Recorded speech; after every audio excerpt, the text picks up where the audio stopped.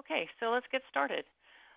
So welcome to the MIT Sloan Fellows Program webinar on negotiating sponsorship. So today we're talking about sponsorship and how to negotiate it with your employer. Before we start, I just want to introduce myself. My name is Catherine Noyes. I'm an admissions associate. I'm on the admissions team for Sloan Fellows. I've been at MIT for about 5 years, coming from industry with a background in software engineering, marketing, and academia. And I've been Sloan Fellows for about 4 years now. Before we start, please mute your phones. If you have questions, enter them in the chat box and address the questions to everyone so people can see the questions. So we'll be talking about a little bit of background on the program and what it is, and then talking about how to navigate the sponsorship discussions that you would have with your employers. Some ideas, and then if you have any questions, please do ask them. You can ask them as we go along in the webinar, or we can wait to the end. I will try to get to all of them. So first, a little background on our mission. MIT Sloan is in a unique position because it's part of a larger research institute, and Sloan plays the role of translating innovations in science and management into organizational capabilities. Sloan Fellows make a very special contribution to MIT because students are able to take a year off and really immerse themselves in new frameworks and ideas, and then go back to their organizations or new organizations and put what they learn into practice and make an impact in their organization. What is the program? In a little bit of detail, it's 12 months full-time. You start in June, and you graduate almost exactly a year later in the following June. It's an MBA degree program. If you choose to do a thesis, you could earn an MS in management or management of technology, depending on your thesis. It's not MBA light, it's MBA accelerated. We don't cut out any courses. I think we even have more credits required than the 2-year MBA. We just do it in a 3-semester format. So your fellows are fully immersed in this amazing learning environment. They bring multiple perspectives, global, geographical, industry, educational perspectives, and enhance the cohort with that incredible variety. And it gives them a chance to really unplug from normal life. So you're pulling away from the organizations you may have been in for a while. You're able to really thinking of things in new ways, new frameworks, new perspectives, and really sort of unplug from what you know and open yourself up to new ways. We have a very flexible curriculum. There's a wide range of course and options that you can choose. We have many, many electives. You can also choose courses across MIT. You can take advantage of a few of our action learning labs. You can lead an energy conference. You can get involved in research and so forth. So there's lots of ways to customize your education. One of the best things about the program is that you really are able to develop relationships in a very diverse community of highly motivated individuals. MIT is obviously an amazing university. People here are motivated, excited, enthusiastic, and you get access to all of that and get to be a part of that community.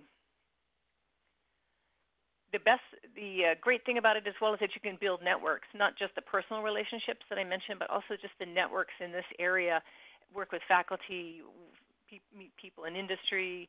And the last part is important for people with children. Alums would tell you that you should really take this opportunity to make this a enriching life experience for all of your family. So it's not just about the fellow, but it's about all of the family coming together and having an amazing experience. Just so you can see where we fit into the Sloan School of Management portfolio, we have 2 mid-career MBAs. One is the MIT Sloan Fellows, and the other is the Executive MBA, which is in a 20-month executive format. And then we have the 2-year MBA, which is really structured and geared towards students that are earlier in their careers. The programs on the bottom are generally for students who are earlier in their careers. This is really targeted for mid-career MBAs. So the average age for the Sloan Fellows program is 38. Average years of work experience is 14. So let's talk about sponsorship. To be clear, we're talking about how you might go about securing sponsorship from your company. We do not sponsor fellows or negotiate on your behalf. We can provide some information and support in the process. Often we work with sponsors for many years, and they're very familiar with our program. On the slide are a few avenues for sponsorship that you may find in your organization. Sometimes there's a enterprise-wide leadership plan in place, and the company has a preferred list of MBA programs. Different avenues can exist even with the same organization. We've seen examples of fellows from the same organization receiving different levels of financial support. So it really comes down to you finding the best channels to secure sponsorship. So sometimes sponsorship comes from an enterprise-wide and competitive selection process. Sometimes it's uniquely negotiated between the student and the organization. The employer's biggest concern is generally that they will have to pay a hefty tuition fee for the person who's going to leave the organization, and they want to make sure that they're getting a good return on their investment. Some people have no problem obtaining financial sponsorship. Others have to work a little harder. A lot of it is based on history and precedent. So if the company is already committed to an MIT Sloan sponsorship, you can follow that process. Sometimes you'd have to acquaint your employer with information about the program and begin to negotiate your own package. So the most important thing to do is to remember to prepare for this conversation. You really need to get some information and some ideas in place before you approach potential sponsors in your company. So here's just some facts about funding for the class. So about 45% right now are sponsored. Most of them are fully sponsored. Some are partially sponsored. But most of our fellows are self-funded. So hopefully you can negotiate at least a partial sponsorship. About half the class will take student loans, and we award scholarships to about 18% of the class in the current class. That's the number of people who received financial support from us. So let's look at what you really should consider when deciding how you're going to approach your employer. And we can evaluate this from 3 lenses. This is actually a tool that's introduced in our organizational processes class, which is one of our business essentials class. So where do I start the sponsorship conversation? This tool can help you think about it and think it through. It's a framework to help you surface and analyze complexity. Sometimes, if you're lucky, the sponsorship process can be very straightforward. Sometimes it's much more complex. But looking at it through this framework will help you to understand the factors at play and help you design an approach that will achieve desired results. So the first one is strategic. How do I go about getting the details worked out? Who do I need to work with? Understand how the process might work in your organization. And we'll talk a little bit more in detail on each of these. The political lens is really looking at power and authority. Who is in a position to support me? Who has the authority to support me? Who may have history in the Fellows Program who would also be a good support for me? The last lens is culture. So you really need to understand your company, their underlying attitudes and beliefs. Is education valued? Do we have alums in the organization who can attest to the value of Sloan Fellows? Some of those things you want to consider before your conversations begin. So let's take a closer look. Let's look at the strategic lens. It's really important for you to understand what your organization's goals and strategies are for reaching those goals. What are your boss's priorities? What are your organization priorities?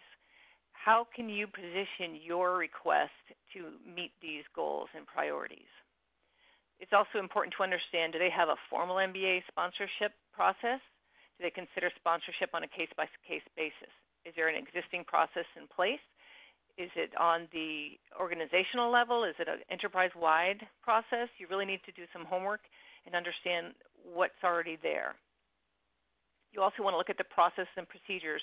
How are you going to align with those? How do you work around and leverage those processes? How do you go about finding information, and who and where do you speak with? And the last piece is, when should I make my proposal? So you're obviously asking for a relatively large investment in you. So you want to consider when is a good time to approach your manager. Maybe not the same week as the Board of Directors meeting when everyone's sort of focused on that. So make sure you choose your time wisely. Politically, you want to consider who the stakeholders are and what's important to them. That's a bit like the strategy, but you really want to understand who's going to be making that investment in you, what they want to see in you, what's important, and how can you frame it as a win-win situation. You're asking them to invest in you, but you want to explain how they are going to benefit from this as well. So consider who has the power to make the decision to give you that sponsorship. What leverage can you use in relationships or alliances you already have? Are there leadership changes on the horizon? What are some of the impacts? Are there opportunities for promotion that this would prepare you for? Is your company going to be moving globally or in making international expansion? Is that something that you could take advantage of by mentioning and focusing on our focus on innovation and globalization? How can you align your stakeholders' interests with your own interests? That's the question you want to ask for the political lens. Consider who your stakeholders are. Depending on your organization, there may be many or there may be few. HR and talent management, do they seek executives and try to improve their leadership skills and prepare them for moving up in the organization? Is there a formal succession process that you could tie into? Is your business unit leader involved in the decisions? Your direct boss is definitely someone you're going to want to speak with. Perhaps the CEO or mentor or other people that you would have to identify. Sometimes it's only one person you have to talk to, and sometimes it's many. So really think hard about who is going to have a stake in your decision and what they're looking for and how you can provide a benefit to them. The last piece is the cultural lens. It's all about the unspoken, the cultural norms, unspoken rules. This is how we do it here. Who are the heroes and the villains? The villain may be the person before you who received sponsorship and then left the company. So that's not a good precedent and something that you might have to respond to. So you need to turn that around and be the hero of your own story and create your own story about what you're going to be able to do for them.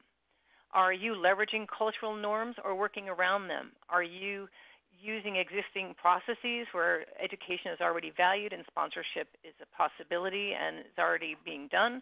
Or are you going to have to sort of work around them and introduce them to this idea?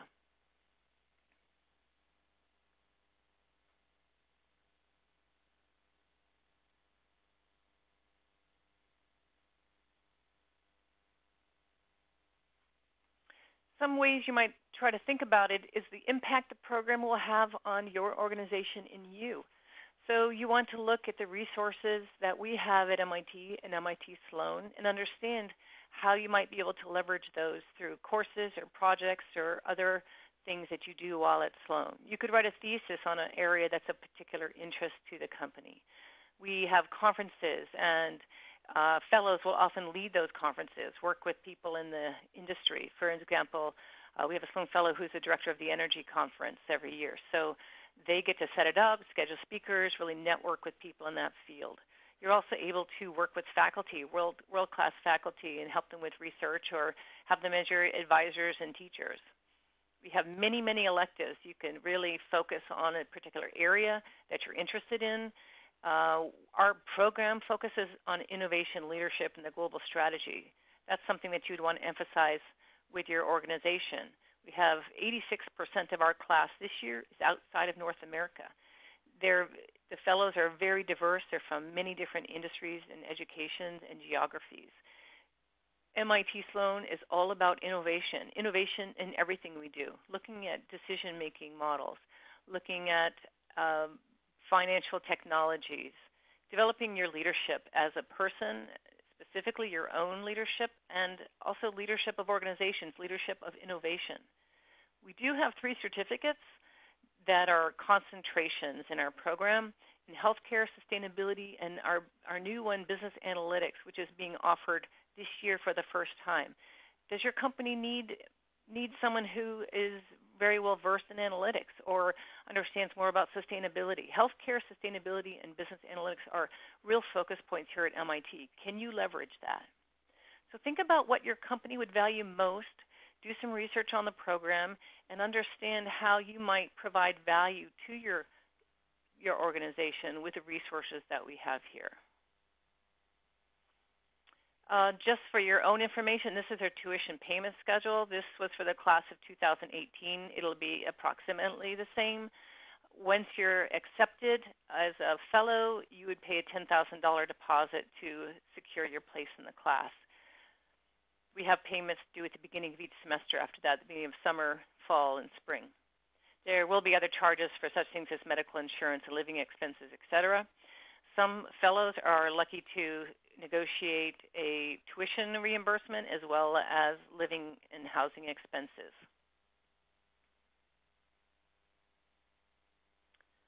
So something that you're going to want to think about with MIT, everyone always needs a formula, so here it is. You want to look at the gains from your investment versus the cost of the investment. So the cost is known. I just showed you roughly what the tuition is. And the hard part is figuring out what the gains are going to be and how you can sell them to your employers.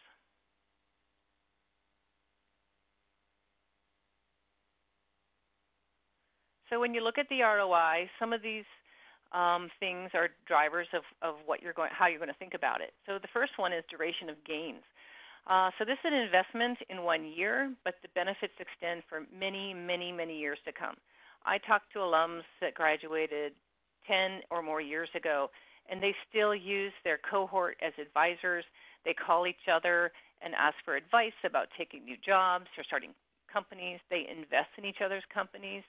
They really maintain that strong network. One fellow alum that I was talking to in New York City said she was a 2006 graduate, said, I still call them up and ask them for advice, my cohort. And if I want to find a Colombian patent attorney, I could probably pick up the phone and get one in 5 minutes. So this network and the relationships that you're developing here are not just a one-time thing. It's a very long-lasting connection, both to MIT, MIT Sloan, and to the people that you meet while you're here.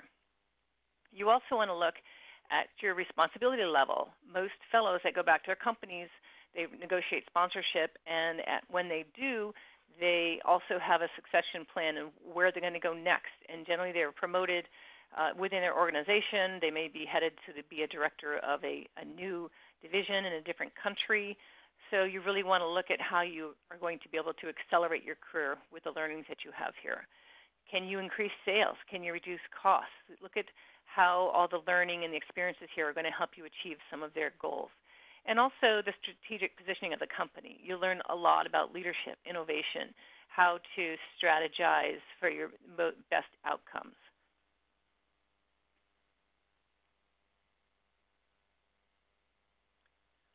So let's look at some key factors to consider when you're evaluating all these pieces and you're planning to speak with your sponsoring organization, whether that's your boss or HR.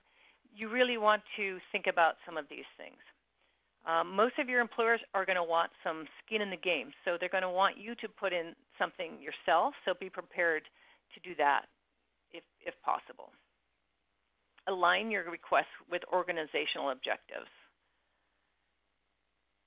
One thing I wanted to mention is that you want to be careful about signing an employment contract. You want to negotiate financial support and an employment contract at the same time. You want to some fellows choose not to pursue sponsorship because they want the flexibility. So when you're talking with your manager about negotiating sponsorship, you're going to want to think about what you're committing yourself to. Are you committing to go back to the organization for 2 years, 3 years? What happens if you get here and you decide to change your plan, which sometimes happens, and you want to leave the company?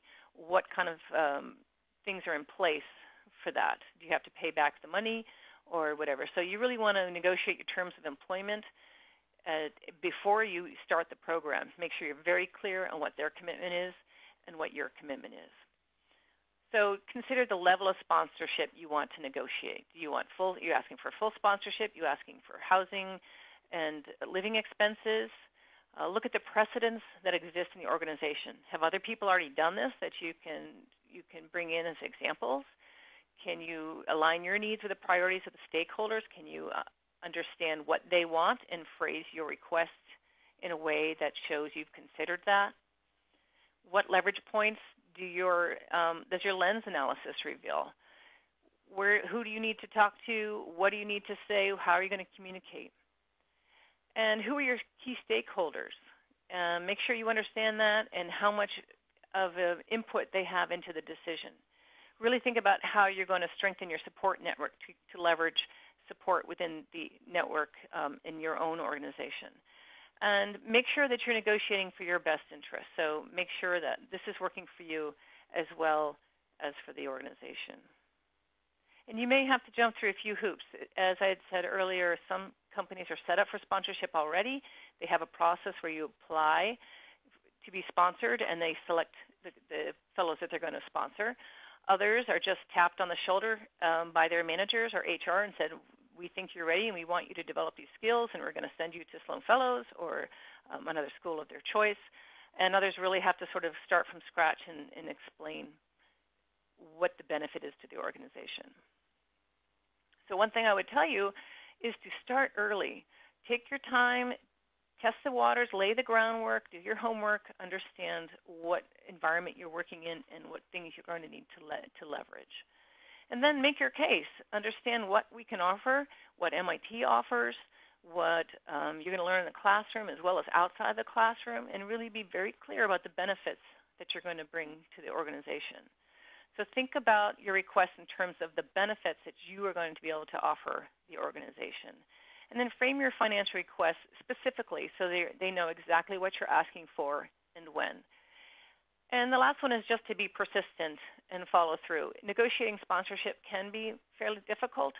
It can be easy if you're lucky, but sometimes you really need to work with multiple people over time to work this out. So if you're hoping to be sponsored, start soon and start early. So just some information on our application dates and deadlines. The application should be going live in the next few days. We're finalizing testing right now. The first application is September 18th. The second round is December 4th, and then February 12th. How we've managed this has changed a little bit this year. So we will be traveling internationally to conduct interviews after each round. In previous years, we did most of our international interviewing in January only. Now we'll be doing 3 rounds of international interviewing, and we're going to be releasing dates, decisions on these dates shown here. Once a fellow gets an offer, they have a certain amount of time to reply and make their deposit to secure their place in the class. So the earliest decisions, if you apply for round 1, will be released by November 2nd.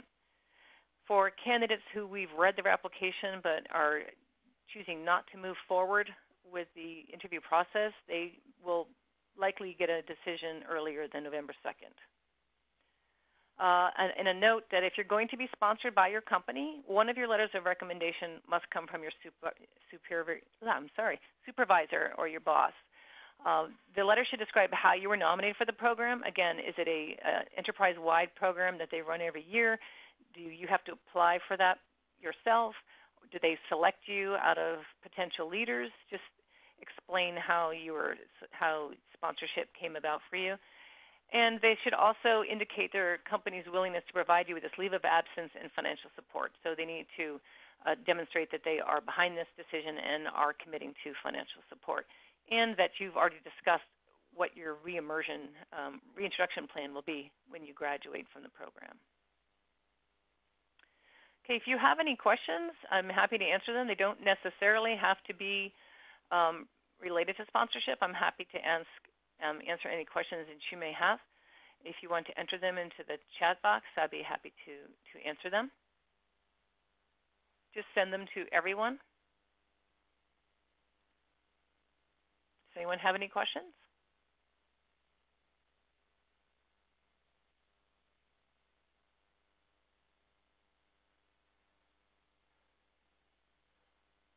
Okay, if you want more information, then please explore the program online. We have a lot of information there about the application, about the admissions process, about our fellows, the resources available here, information on alum profiles.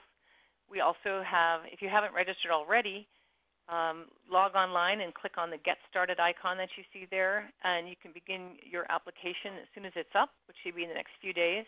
You don't have to do it all in one sitting. You can open it and start uploading the pieces as you get them. I do web chats every other Wednesday morning if you have other questions, and we do have other webinars and information sessions that we offer that will be online. So if you have any questions, please engage with us. Send us email, go on the web chat, and if you have no more questions, then I'll end the webinar here.